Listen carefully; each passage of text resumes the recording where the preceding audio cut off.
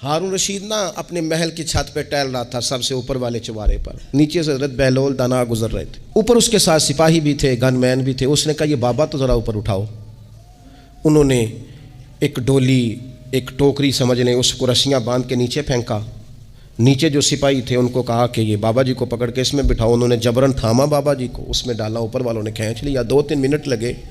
हारून रशीद के सामने हज़रत बहलोल दाना पहुँच गए तो थोड़े नाराज़ भी हुए कि ये कोई तरीका तो नहीं ना बुलाने का। मुलाकात हुई तो कहा क्यों बुलाया? कहने लगा एक मसला पूछना था। फरमाने लगे बादशाह है ना, तेरे मसले पूछने का भी अपना ही अंदाज़ है, पूछ मसला। कहने लगा बाबा पूछना था कि आप अल्लाह तक कैसे पहुँचे? हज़रत बहलोल दाना चुप कर गए। 2-4 मिनट के बाद कहने लगे जिस तरह अभी अभी ज़मीन से तेरे तक नहीं पहुँचा, बिल्कुल इसी तरह पहुँच गया हूँ रब करीम की बारगाह तक। और वो भी जो उसने करम फरमाया है, वरना मैं तो नहीं समझता कि मैं पहुँच गया हूँ, वो भी अगर तेरी खुशगुमानी है। तो हारून रशीद कहने लगा मुझे समझ नहीं आई। फरमाने लगे तो बादशाह जो है इतनी जल्दी कैसे समझ में आएगी तुझे बात? फरमाने लगे अगर मैं तुझसे मिलना चाहता ना तो मैं एक दरख्वास्त लिखता, फिर किसी वज़ीर से सिफारशी साइन कराता, फिर वो जमा कराता, फिर मुझे टाइम मिलता कि फ़लाँ दिन फ़लाँ तारीख फ़लाँ टाइम आ जाना, फिर आके मैं लाइन में लगता।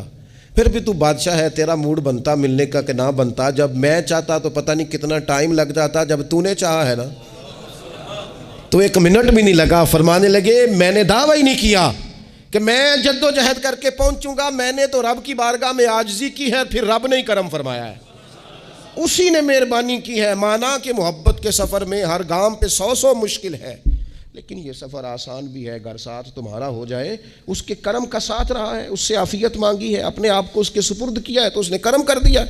जब तक ये मिजाज नहीं हम बनाते कि मालिक से आफ़ियत का सवाल करें, अपने आप को अपने रब के हवाले कर दें, उसकी रहमतों के सुपुर्द कर दें, उतनी देर तक ज़िंदगी में ठहराव नहीं आता, करार नहीं आता।